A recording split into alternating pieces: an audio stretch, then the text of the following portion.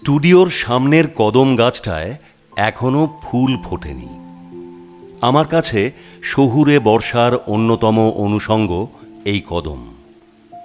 সবে বর্ষা শুরু হয়েছে কলকাতায়, তেমন টানা বৃষ্টিপাতে ভেজেনি এখনো শহর। তবে বর্ষার কলকাতাও কম সুন্দর নয়।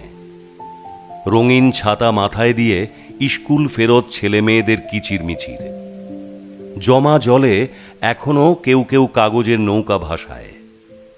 দুপুরে আধো অন্ধকার ঘরে রবীন্দ্রনাথের বর্ষার গান। বিকেলে তেলে ভাজার দোকানে নীল ধোঁয়া। আর গভীর রাতে আকাশ ভাঙা বৃষ্টি। সকালে আনাচ কানাচ টইটুম্বুর। এমন বর্ষার প্রতীক্ষায় চায়ে চুমুক দিতে কিন্তু মন্দ লাগে না।